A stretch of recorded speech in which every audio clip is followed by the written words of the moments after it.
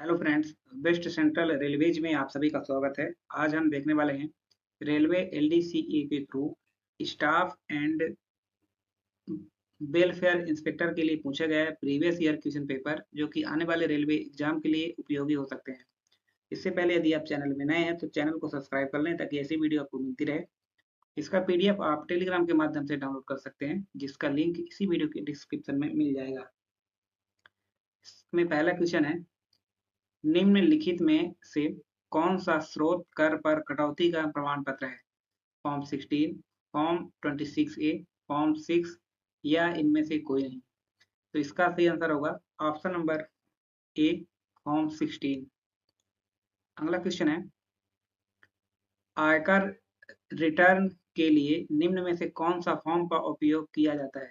तो income tax return के लिए कौन सा फॉर्म उपयोग किया जाता है? तो ये किया जाता है सहज, सरल और option number C correct answer है उपरोक्त दोनों फॉर्म। अगला है, दक्षिण पूर्व मध्य रेलवे में कुल कितने मंडल हैं? तो दक्षिण पूर्व मध्य रेलवे में टोटल 3 मंडल हैं, ऑप्शन नंबर बी। अगला है, TAN, टैन का फुल फॉर्म क्या है? तो TAN का फुल फॉर्म होता है tax deduction and collection account number, option number B. अगला क्वेश्चन है, एनपीएस का फुल फॉर्म क्या है? तो एनपीएस का फुल फॉर्म है न्यू पेंशन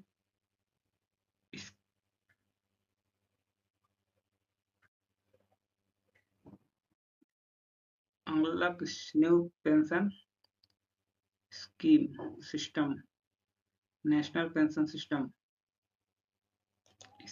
इसका सही आंसर होगा ऑप्शन नंबर डी, इनमें से कोई नहीं। इसका एनपीएस का फुल फॉर्म होता है नेशनल पेंशन सिस्टम। अगला है, निम्नलिखित में से कौन सा फॉर्म टैक्स क्रेडिट स्टेटमेंट के लिए है? तो टैक्स क्रेडिट स्टेटमेंट के लिए कौन सा फॉर्म यूज होता है? तो ये होता है form 26AS, option number D. अगला क्वेश्चन है, किस रेलवे सेवा आचरण नियम के तहत कोई रेलवे कर्मचारी किसी अन्य व्यक्ति से कोई उपहार स्वीकार नहीं करेगा? तो इसमें किस रूल में लिखा गया है? तो ये लिखा गया है रूल 13, ऑप्शन नंबर सी। अगला है, रेलवे सेवा आचरण नियमों के अनुसार प्रत्येक रेलवे सेवक पूर्ण रूप से सत्यनिष्ठ रहेगा, कर्तव्य परायण रहेगा, ऐसा कोई कार्य नहीं करेगा जो एक रेल कर्मी के लिए असहनीय हो, या उपरोक्त से सभी। तो इसका सही आंसर होगा ऑप्शन नंबर डी, उपरोक्त सभी। अगला क्वेश्चन है, निम्नलिखित का मिलान करें एवं सही विकल्प का चयन करें। तो इसका इसका सही आंसर होगा रूल 3 का होगा जनरल समान, रूल 3A का होगा शालीनता और सौजन्य, रूल 3B है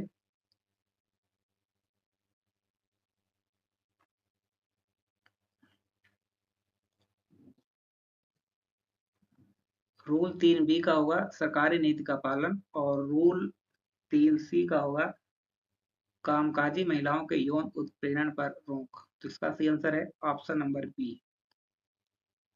अगला है, निम्नलिखित का मिलान करें एवं सही विकल्प का चयन करें। कंडक्ट रूल्स है एक साइड, और एक साइड है इससे संबंधित नियम। तो इसका सही आंसर होगा रूल 5। रूल 5 संबंधित है राजनीति और चुनाव में भाग लेना। रूल 6 संबंधित है एसोसिएशन एवं संघ से जुड़ना। रूल 7 संबंधित है प्रदर्शन, और रूल 8 संबंधित है प्रेस या मीडिया के साथ संबंध। इसका सही आंसर होगा ऑप्शन नंबर सी। अगला है, निम्नलिखित में से किस तिथि को के बाद नियुक्त हुए रेलवे सेवक पर अवकाश नियम लागू होता है? तो अवकाश का नियम किस पर लागू होता है? तो इसके लिए सही आंसर होगा ऑप्शन नंबर डी, 1/2/1949 के बाद। अगला क्वेश्चन है, विकलांग व्यक्तियों का अधिकार अधिनियम कब पास हुआ था? तो विकलांग व्यक्तियों का अधिकार अधिनियम कब पास हुआ था? तो ये पास हुआ था 2016 में। Option number D. अगला है, चिकित्सा प्रमाण पत्र पर दी गई असाधारण छुट्टी ईओएल को निम्नलिखित में से किस अवकाश में पूर्णव्यापी रूप से परिवर्तित किया जा सकता है? एलएचएपी, एलएनडी, एलएपी या एनी ऑफ दीज? तो इसका सही आंसर होगा ऑप्शन नंबर बी, एलएनडी।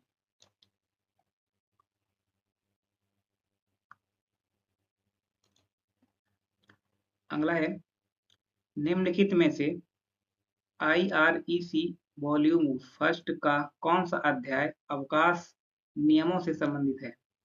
तो अवकाश नियमों से कौन सा अध्याय संबंधित है? तो ये संबंधित है chapter first, chapter 5, option number A. अगला है, निम्नलिखित में से कौन सा कथन अवकाश नियमों से संबंधित नहीं है? अवकाश नियमों से कौन सा कथन संबंधित नहीं है?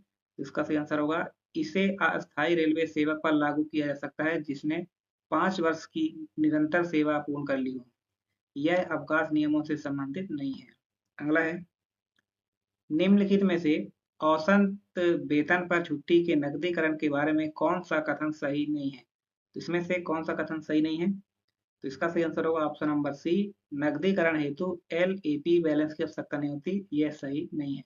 अगला है, निम्नलिखित में से कौन सा कथन सही नहीं है? तो इसका सही आंसर होगा ऑप्शन नंबर ए, सुविधा टिकट आदेश पर वापसी यात्रा हेतु किसी प्रकार की वैध अवधि निश्चित नहीं है, ये कथन सही नहीं है। अगला है, निम्नलिखित में से कौन सा कथन सही है? क्वेश्चन नंबर 18 को इसके ऑप्शंस जो सही नहीं है तो इसको छोड़ते हैं। किसी भी कर्मचारी को अगर कंपोजिट ट्रांसफर ग्रांट लेना हो तो स्थानांतरण आदेश आने के कितने दिनों महीनों के अंदर उनको अपना घर का सामान को नए स्थान पर लेकर जाना जरूरी है? 6 महीने के अंदर, 1 माह के अंदर, 45 दिनों के अंदर या 12 दिनों के अंदर? तो इसका सही आंसर होगा ऑप्शन नंबर ए, 6 महीनों के अंदर। अगला है, निम्नलिखित में से कौन सा कथन सही नहीं है? इसमें कौन सा कथन सही नहीं है? तो इसका सही आंसर होगा ऑप्शन नंबर डी, पीटीओ के आधे सेट की वैधता 6 महीने है, यह सही नहीं है। अगला है, 100% सीटीजी का क्या मतलब होता है? तो 100% सीटीजी का मतलब होता है मूल वेतन का 80%, ऑप्शन नंबर डी। अगला है,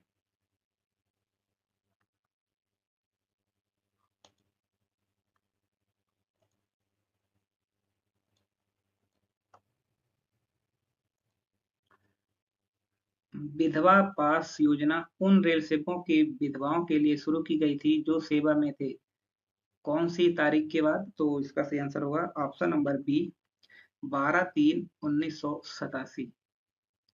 अगला है, सार्वजनिक सेवा हड़ताल में जाने से पहले कितने दिन सप्ताह का नोटिस दिया जाना चाहिए? 6 वीक, 2 वीक, 4 वीक या 9 वीक? तो इसका सही आंसर है ऑप्शन नंबर ए, 6 वीक पहले। अगला है, निम्नलिखित का मिलान करें एवं सही विकल्प का चयन करें। कर्मचारी की संख्या, पुरुष महिला और फैक्ट्री अधिनियम के तहत अनिवार्य प्रावधान। तो इसका जो सही आंसर होगा वो होगा 500 और या इससे अधिक हैं। यदि किसी फैक्ट्री में कर्मचारी हैं तो उनके लिए एक वेलफेयर ऑफिस का होना आवश्यक है, और 250 या इससे अधिक हैं तो कैंटीन का होना आवश्यक है, 150 या अधिक हैं तो फर्स्ट एड बॉक्स होना आवश्यक है, और 30 या अधिक हैं तो शिशु गृह होना आवश्यक है। तो इसका सही आंसर होगा ऑप्शन नंबर डी। अगला है, फैक्ट्री अधिनियम कब लागू हुआ था? तो फैक्ट्री अधिनियम कब लागू हुआ? तो ये लागू हुआ था 1/4/1949, ऑप्शन नंबर सी। अगला क्वेश्चन है, निम्नलिखित का मिलान करें एवं सही विकल्प का चयन करें। तो न्यूनतम मजदूरी अधिनियम, न्यूनतम मजदूरी अधिनियम ये 1948 में, और औद्योगिक विवाद अधिनियम ये हुआ था 1947 में। ट्रेड यूनियन एक्ट ये हुआ था 1926 और मजदूरी अधिनियम का भुगतान ये हुआ था 1936। इसका सही आंसर होगा ऑप्शन नंबर ए। अगला है सीटीजी आहरण हेतु न्यूनतम कितने किलोमीटर की दूरी पर अपना निवास स्थान बदलना जरूरी है? 50 किलोमीटर, 15 किलोमीटर, 30 किलोमीटर या इनमें से कोई नहीं। इसका सही आंसर है ऑप्शन नंबर डी, इनमें से कोई नहीं। अगला है किसी वृद्धा पेंशन धारक की आयु अगर 85 वर्ष की हो जाती है तो उनका पेंशन में कितने प्रतिशत की बढ़ोतरी की जाएगी? तो ऑप्शन है मूल पेंशन का 30%, मूल पेंशन का 20%, मूल पेंशन का 50% या इनमें से कोई नहीं। इसका सही आंसर है ऑप्शन नंबर ए, मूल पेंशन का 30%। अगला है निम्नलिखित में से कौन सा कथन सही नहीं है? इसमें जो जो रॉन्ग कथन है वो है ऑप्शन नंबर डी, आकस्मिक अवकाश को ज्वाइनिंग टाइम के साथ जोड़ा जा सकता है, यह सही नहीं है। अगला है मातृत्व अवकाश के संबंध में निम्नलिखित में से कौन सा कथन सही नहीं है? इसमें 2 जीवित बच्चों तक अनुमति है, यह सही है। बच्चे की मौत होने पर भी इसका लाभ उठाया जा सकता है, ये भी सही है। यह अवकाश कर्मचारी का अधिकार नहीं है, ये भी सही है। यह केवल 135 दिनों के लिए स्वीकृत है, यह रॉन्ग है। Option number D. अगला क्वेश्चन है पितृत्व अवकाश कब शुरू किया गया था? तो पितृत्व अवकाश कब शुरू किया गया था? तो ये हुआ था 1997 में। Option number B. अगला है निम्नलिखित में से कौन सा कथन शिशु देखभाल अवकाश के संबंध में सही नहीं है? तो इसका जो सही आंसर होगा वो होगा ऑप्शन नंबर ए, यह पहले 2 जीवित बच्चों और 21 वर्ष तक की उम्र के लिए प्रदान किया जाता है, यह सही नहीं है। अगला है किसी पुरुष कर्मचारी को बंध्याकरण ऑपरेशन करवाने पर कितने दिनों की विशेष आकस्मिक अवकाश दिया जा सकता है? 10 दिन, 14 दिन, 30 दिन या इनमें से कोई नहीं। तो इसका सही आंसर होगा ऑप्शन नंबर डी, इनमें से कोई नहीं। अगला है निम्नलिखित में से कौन सा कथन सही नहीं है? इसमें जो कौन सा कथन सही नहीं है तो इसका सही आंसर है ऑप्शन नंबर सी, उन्हें आयु में छूट नहीं दी जाएगी। ऑप्शन नंबर सी सही नहीं है। अगला है रेलवे कर्मी को कंप्यूटर खरीदने के लिए दी जाने वाली अग्रिम राशि का वर्तमान में ब्याज दर कितना है? 9.1%, 7.5%, 11% या इनमें से कोई नहीं। इसका सही आंसर ऑप्शन नंबर ए, 9.1%। अगला क्वेश्चन कर्मचारी कल्याण किस प्लान हेड में आता है? तो कर्मचारी कल्याण किस प्लान हेड में आता है? तो ये आता है 51, ऑप्शन नंबर बी। अगला है मातृत्व लाभ संशोधन अधिनियम किस वर्ष से प्रभाव में आया? तो ये किस वर्ष से प्रभाव में आया था? तो ये आया था 2017, ऑप्शन नंबर ए। अगला है अनुकंपा नियुक्ति के तहत लेवल 7 पदों पर दी जाने वाली नियुक्ति हेतु सक्षम प्राधिकारी कौन है? रेलवे बोर्ड, प्रधान मुख्य कार्मिक अधिकारी, मंडल रेल प्रबंधक या महाप्रबंधक। इसका सही आंसर है ऑप्शन नंबर डी, महाप्रबंधक, जनरल मैनेजर। अगला है सूचना के अधिकार के किस नियम के तहत किसी भी नागरिक को किसी विशेष प्रकार का सूचना उपलब्ध कराने हेतु छूट प्राप्त है? रूल 6, रूल 9, रूल 18 या इनमें से कोई नहीं। तो इसका सही आंसर होगा ऑप्शन नंबर डी, इनमें से कोई नहीं। अगला क्वेश्चन है निम्नलिखित में से कौन सा कथन सही नहीं है? इसमें से कथन कौन सा कथन सही नहीं है? तो वह है ऑप्शन नंबर बी, सीसीएल में भी विकलांग दिव्यांग बच्चे की केवल 22 वर्ष उम्र तक शिशु देखभाल अवकाश का लाभ लिया जा सकता है, यह सही नहीं है। अगला क्वेश्चन है निम्नलिखित में से कौन सा कथन सही नहीं है? आधार संख्या 14 अंक की संख्या है, आईटी विभाग द्वारा जारी पैन अक्षरी यूनिक कोड है, एनपीएस के तहत प्रत्येक ग्राहक को प्रदान किया गया प्राण 12 अंक की यूनिक संख्या है, या पीपीओ 14 अंकों की यूनिक संख्या है जो पेंशनरों को प्रदान की जाती है। इसमें से कौन सा सही नहीं है? इसका जो रॉन्ग आंसर है वो ऑप्शन नंबर ए, आधार 14 अंक की संख्या है, ये रॉन्ग है। अगला है निम्नलिखित का मिलान करें और सही उत्तर चुनें।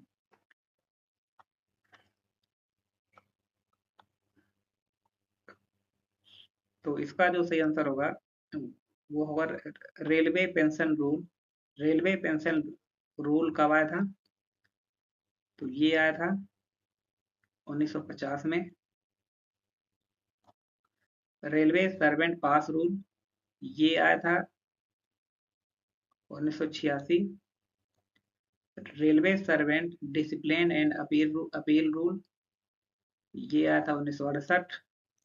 और रेलवे सर्विस कंडक्ट रूल ये आया था 1966। इसका सही आंसर होगा ऑप्शन नंबर डी।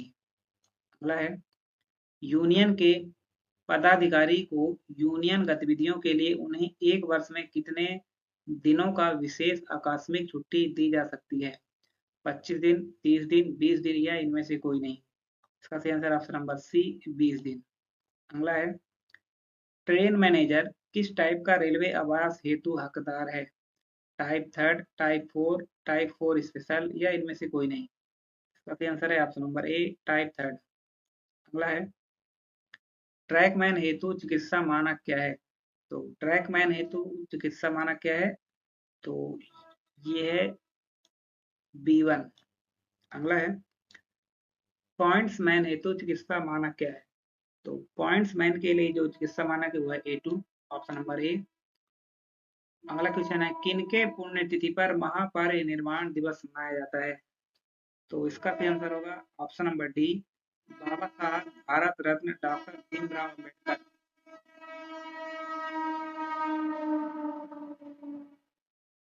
अगला क्वेश्चन है, PWBD का फुल फॉर्म क्या है?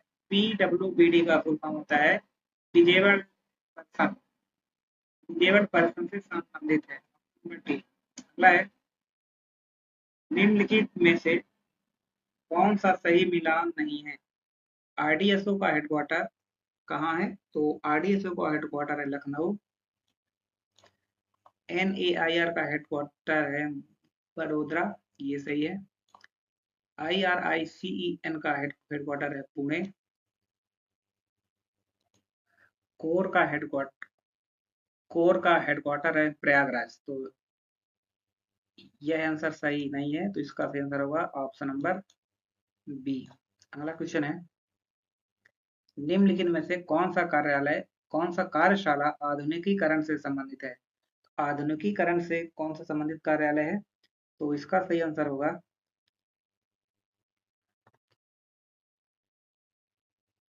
Option number A COFMOW।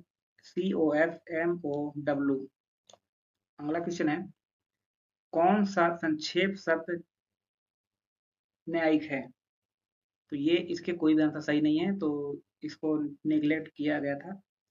तो इसका अगला क्वेश्चन है, अराजपत्रित रेलवे कर्मियों का टेक्निकल त्यागपत्र स्वीकार करने के लिए सक्षम प्राधिकारी कौन है? इसके लिए जो सक्षम प्राधिकारी होते हैं वो होता है ADRM, ऑप्शन नंबर सी। अगला है, निम्नलिखित में से कौन सा कथन विकल्प सही है? इसमें जो सही विकल्प है वो है option number D, all above the correct. अगला क्वेश्चन, प्रति बच्चे प्रति माह बाल शिक्षा भत्ते की प्रतिपूर्ति की राशि कितनी है? तो इसमें जो राशि दी जाती है ये है 2250 रुपए, ऑप्शन नंबर बी। अगला है, आतंक निरोधक दिवस किस तिथि को मनाया जाता है? 21 मई, 31 जनवरी, 2 अक्टूबर या इनमें से कोई नहीं? इसका सही आंसर है ऑप्शन नंबर ए 21 मई। अगला क्वेश्चन है, आंतरिक शिकायत समिति मुख्य रूप से संबंधित है, तो ये किससे संबंधित है? तो ये संबंधित है यौन उत्पीड़न से, ऑप्शन नंबर बी। अगला है, चिकित्सा विकोटीकृत रेलवे कर्मी का आश्रितों को अनुकंपा नियुक्ति किस लेवल के पद पर दिए जाते हैं? केवल लेवल 1 के पद पर, केवल लेवल 2 पद पर, किसी भी लेवल पर या इनमें से कोई नहीं? इसका सही आंसर होगा ऑप्शन नंबर ए, लेवल 1 के पद पर। अगला है, किसी कर्मी का कार्य के दौरान मृत्यु हो जाने पर उनके आश्रित को मुआवजा दी जाने वाली राशि की गणना हेतु कर्मी की आयु कैसे लेते हैं? तो इसका सही आंसर होगा ऑप्शन नंबर बी, मृत कर्मी का पिछला जन्म तिथि को। अगला है, दक्षिण पूर्व मध्य रेलवे के प्रधान मुख्य कार्मिक अधिकारी कौन है? तो इसका सही आंसर होगा ऑप्शन नंबर ए, श्री ए के श्रीवास्तव। अगला है, चयन में सेवा रिकॉर्ड के तहत कितने अंक आवंटित किए गए हैं? ऐसा कोई विभाजन नहीं है, 85 अंक, 50 अंक या 15 अंक। इसका सही आंसर है ऑप्शन नंबर डी, 15 अंक। अगला है,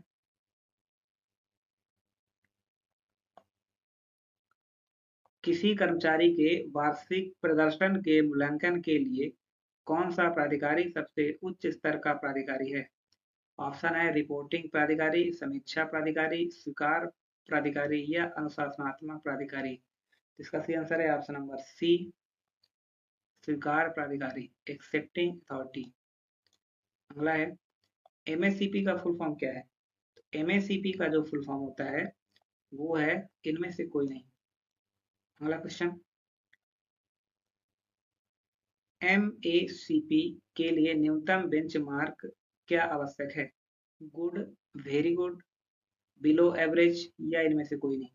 इसका सही answer option number B, very good. अगला है, निम्नलिखित में से कौन सा कथन सही नहीं है? इसमें से कौन सा कथन सही नहीं है?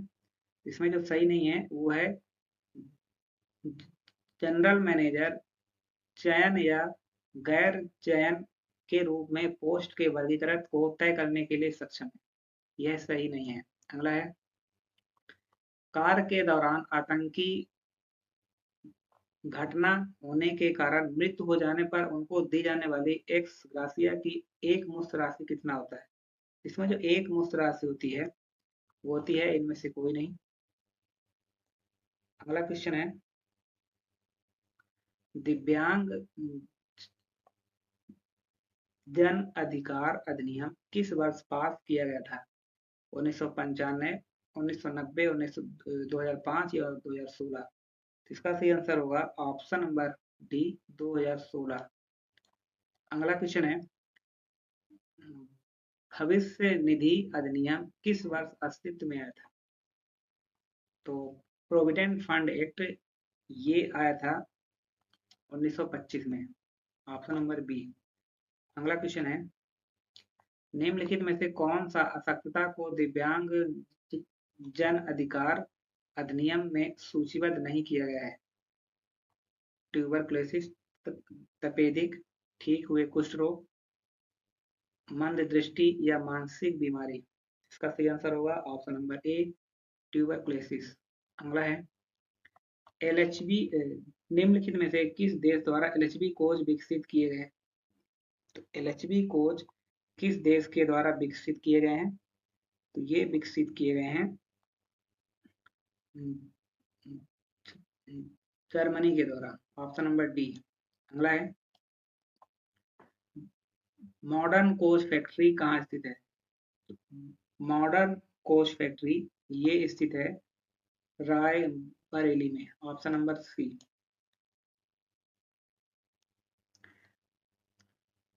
अगला क्वेश्चन है, निम्नलिखित में से कौन सा भारत की अब तक की सबसे तेज चलने वाली ट्रेन है? तो अब तक की सबसे तेज चलने वाली ट्रेन है option number A, Vande Bharat express. अगला है, रेलवे संरक्षण आयोग किस मंत्रालय के अधीनस्थ है? तो रेलवे संरक्षा आयोग ये अधीनस्थ है ministry of civil aviation, option number B. अगला क्वेश्चन है, निम्नलिखित में से कौन सा रेलवे का आधारभूत संरचना बनाता है? तो आरबीएनएल, आरडीएसओ, आईआरसीटीसी या कोर।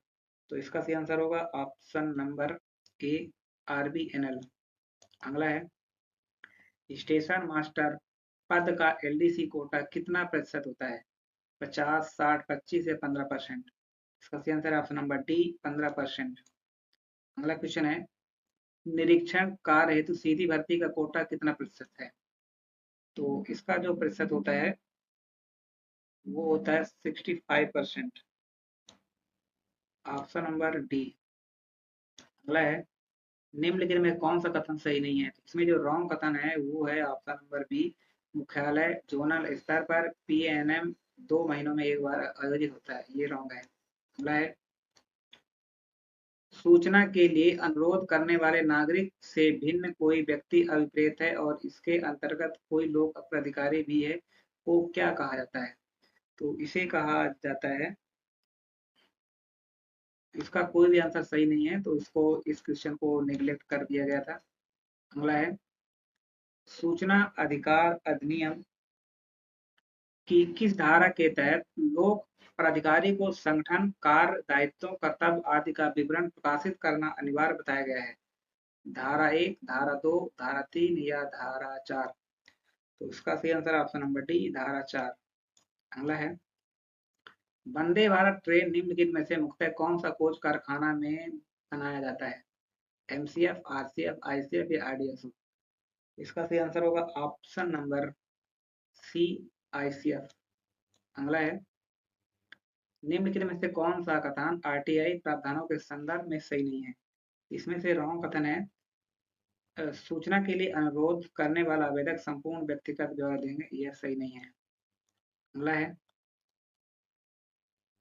आवेदक अगला है, एनआरटीआई कहाँ स्थित है? एनआरटीआई कहाँ स्थित है? तो एनआरटीआई ये स्थित है बड़ोदरा में, ऑप्शन नंबर बी। अगला है, इंटेंसिव श्रमिकों के लिए कितने घंटों का कार्य आवश्यक है? इंटेंसिव श्रमिकों के लिए कितने घंटे का कार्य आवश्यक है? तो ये आवश्यक है 42 घंटा पर वीक। अगला क्वेश्चन है, निम्नलिखित में से कौन सा पद समुदाय एक्सक्लूडेड वर्गीकरण में आता है? एक्सक्लूडेड में आता है, ये आता है पारादीज, स्टेनो, रेलवे, स्कूल टीचर और मेट्रॉन्स। अगला है, HOER के तहत कितने बजे से कितने बजे तक रात्रि ड्यूटी कहलाता है? तो रात्रि ड्यूटी के लिए समय है 10 बजे से 6 AM, 10 PM टू 6 AM। अगला है, कंटिन्यूअस रोस्टर में कितने घंटे की ड्यूटी के पश्चात लॉन्ग ऑन होता है? 8 घंटा, 10 घंटा, 12 घंटा या इनमें से कोई नहीं? तो इस क्वेश्चन को निगलेक्ट कर दिया गया था। अगला है, एमएससीपी योजना किस तिथि से शुरू किया गया था? तो एमएससीपी योजना किस तिथि से शुरू किया गया था? तो ये शुरू किया गया था 1/9/2008 से। अगला क्वेश्चन है, नर्सिंग कर्मी को पोशाक भत्ता कितना देय होता है? इनको जो पोशाक भत्ता मिलता है वो मिलता है 1800 रुपए per month, option number D. अगला है, भारतीय रेल का ब्रॉड गेज ट्रैक की चौड़ाई कितनी होती है? तो ये होती है 1676 mm, ऑप्शन नंबर सी। अगला क्वेश्चन है,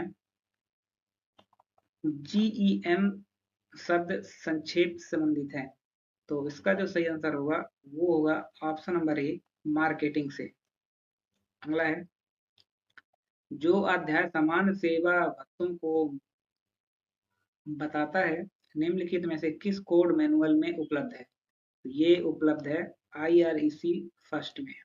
अगला है, जो अध्याय भर्ती, प्रशिक्षण इत्यादि को बताता है निम्नलिखित में से किस कोड मैनुअल में उपलब्ध है? तो ये उपलब्ध है IREM फर्स्ट में। अगला है, CGEGIS का फुल फॉर्म क्या है? CGEGIS का फुल फॉर्म है इनमें से कोई नहीं। अगला है, निम्नलिखित में से कौन सा लखनऊ में अवस्थित है? तो लखनऊ में कौन सा अवस्थित है? तो ये NRTI, IRITM दोनों इनमें से कोई नहीं। इसका सही आंसर ऑप्शन नंबर डी, इनमें से कोई नहीं। अगला है, भारतीय रेल का राष्ट्रीयकरण किस वर्ष हुआ था? तो भारतीय रेल का राष्ट्रीयकरण हुआ था 1949 में, जो कि इनमें से कोई आंसर सही नहीं है, तो ये निगलेक्ट कर दिया गया था। अगला क्वेश्चन है, शुरुआत में भारत की प्रथम रेलगाड़ी द्वारा कितनी दूरी तय की गई थी? तो इसमें जो दूरी तय की गई थी वो तय की गई थी 21 माइल्स, ऑप्शन नंबर ए। अगला है, निम्नलिखित में से कौन सा मंडल भारतीय रेलवे का सबसे पूरब में है? सबसे पूरब में जो मंडल स्थित है वो स्थित है तिनसुकिया। Option number D. अगला है, फेरी क्वीन जो दुनिया की सबसे पुराना वाष्प इंजन है किन स्टेशनों के बीच चलती है? शिमला कोलकाता, अलवर शिमला, न्यू दिल्ली से अलवर या शिमला से अलवर? तो इसका सही आंसर होगा ऑप्शन नंबर सी, नई नई दिल्ली से अलवर। अगला है, निम्नलिखित में से कौन सा जोनल प्रधान कार्यालय एवं शहर का सही मिलान नहीं है? तो इसका जो सही आंसर होगा वो होगा option number A, north western से जोधपुर। ये सही नहीं है। अगला है, निम्नलिखित का मिलान करें एवं सही विकल्प चुनें। कैटेगरी है और इधर मेडिकल स्टैंडर्ड है। तो स्टेशन मास्टर के लिए जो सही होगा वो होगा option number A, A2। Train clerk के लिए होगा वो होगा A3। कमर्शियल क्लर्क के लिए सही होगा वो होगा B2 और जूनियर क्लर्क के होगा वो होगा C2। Option number D correct answer है। अगला क्वेश्चन, निम्नलिखित में से क्या सामग्री खरीदारी से संबंधित है? तो सामग्री खरीदारी से कौन सा संबंधित है? तो ये संबंधित है IREPS। Option number A. अगला है, निम्नलिखित में से किसमें केवल एक भाषा का प्रयोग किया जा सकता है? पत्र शीर्ष, विजिटिंग कार्ड, फाइल कवर या टिप्पणी? इसका सही आंसर है ऑप्शन नंबर डी, टिप्पणी। अगला क्वेश्चन है, निम्नलिखित में से कौन सा प्रलेख राजभाषा अधिनियम 1963 की धारा 3(3) के अंतर्गत शामिल नहीं है? तो इसका सही आंसर होगा ऑप्शन नंबर डी, अभ्यवेदन। अगला है, हिंदी में प्राप्त 100% पत्रों को उत्तर किस भाषा में दिए जाने चाहिए? इसका सही आंसर है ऑप्शन नंबर डी, हिंदी में। ऑप्शन नंबर बी, हिंदी में। अगला है, रेलवे बोर्ड राजभाषा कार्यान्वयन समिति के अध्यक्ष कौन होते हैं? इसके जो अध्यक्ष होते हैं वो होते हैं अध्यक्ष railway board. Option number A. अगला है, राजभाषा अधिनियम 1976 में कुल कितने नियम थे? इसमें जो टोटल रूल हैं वो हैं 12। Option number D. अगला है, राजभाषा अधिनियम 1963 में कुल कितनी धाराएं हैं? तो राजभाषा अधिनियम 1963 में टोटल धाराएं हैं 9। Option number C. अगला है, राजभाषा आयोग का गठन कब हुआ था? तो राजभाषा आयोग का गठन हुआ था 7 जून 1955। Option number A. अगला है, संविधान की 8वीं अनुसूची में शामिल भाषाओं की संख्या कितनी है? तो 8वीं अनुसूची में जो भाषाएं शामिल है उसमें है 22 भाषाएं। Option number B. अगला है,